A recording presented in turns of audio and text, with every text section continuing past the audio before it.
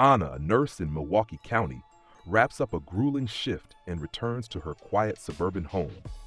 She spends a tender evening with her husband before they fall asleep, oblivious to alarming news reports about a strange outbreak causing people to turn into ravenous undead.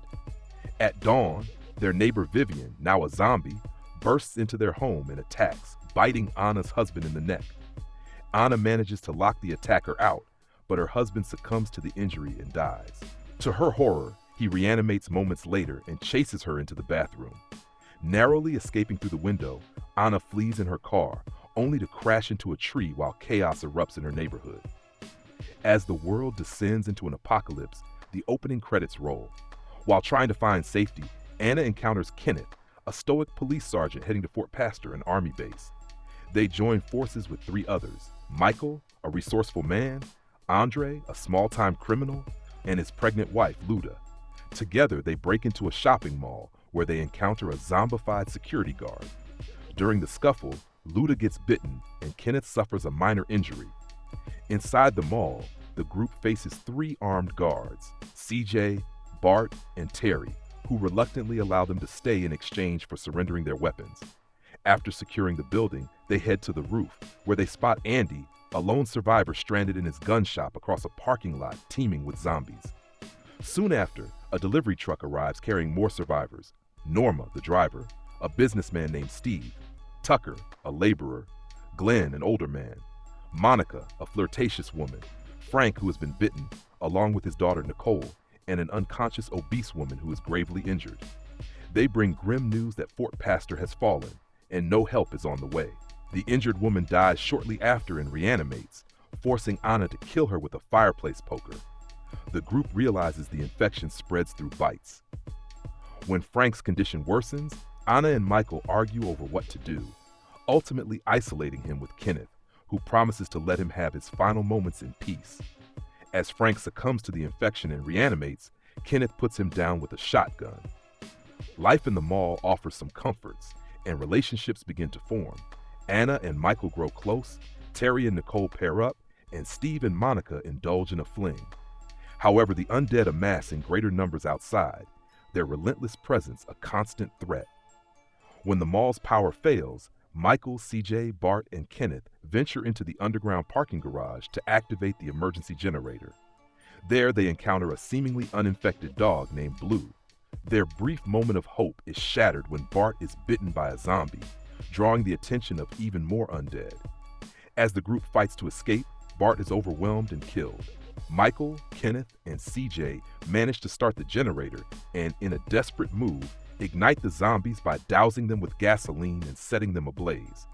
Meanwhile, Andre's mental state deteriorates as he grapples with Luda's worsening condition. In denial about her impending death, he ties his heavily pregnant and infected wife to a bed in the children's store. Luda eventually gives birth, but the strain kills her, and she reanimates as a zombie. Norma checks on the couple and finds Andre clutching a bundle of blankets while zombie Luda snarls nearby. Horrified, Norma shoots Luda, prompting a grief-stricken Andre to retaliate. A shootout ensues, leaving both Norma and Andre dead. When Anna arrives, she unwraps the bundle to reveal a zombie baby.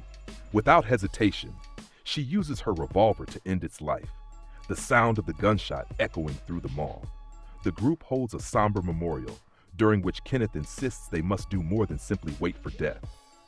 Spurred into action, the survivors devise a plan to reach the marina and escape on Steve's yacht, hoping to find safety on an island in Lake Michigan. They reinforce two shuttle buses from the garage, equipping them with a snowplow, metal bars, floodlights, barbed wire, and weapon slits. Supplies like propane tanks and chainsaws are also loaded for the journey. Across the parking lot, Andy grows weaker from starvation. To help him, the group straps food to Chips, the dog, and lowers him outside in a makeshift sling. While Chips reaches the gun store unharmed, a zombie follows and bites Andy. Nicole, distraught over the dog, drives the delivery truck to the gun store in a reckless attempt to save him. However, once inside, she is trapped in a closet by the now zombified Andy. Kenneth, Michael, CJ, Terry, and Tucker gather their limited weapons and descend into the sewers, leaving Steve on guard duty at the exit door. They navigate through to the gun store, where they kill the zombified Andy, rescue Nicole, and stock up on firearms and ammunition. A propane tank explosion clears their way back to the sewers, but the zombies quickly follow. During their escape, Tucker breaks his legs. Despite CJ's determined efforts to drag him to safety, Tucker is overwhelmed by the horde, forcing CJ to end his suffering with a mercy shot. Meanwhile, Steve's carelessness allows the zombies to force open the exit door. The survivors rush to their modified buses and plow into the parking lot, deploying another propane bomb to carve a path through the mass of undead. As they drive, Glenn tries to kill a hitchhiking zombie with a chainsaw, but a sudden swerve causes him to accidentally slash Monica, gravely wounding her. Blood splatters across the windshield, obstructing Kenneth's view, and the bus crashes. Glenn and Monica are killed in the wreck, and Steve escapes the overturned bus, only to be attacked by the persistent hitchhiking zombie. The group regroups at the second bus and encounters zombie Steve on their way. Anna shoots him, but she is forced to pause and retrieve the boat keys from his corpse, delaying her long enough for more zombies to close in. Michael pulls her to safety, and the group speeds toward the marina. They crash the bus near the dock and make a desperate dash for the boat. Cornered by the pursuing zombies, CJ detonates a final propane tank, sacrificing himself to destroy the horde and secure the others' escape. The remaining survivors, Terry, Anna, Kenneth, Nicole, and Chips, board the boat. However, Michael reveals that he was bitten during the chaos.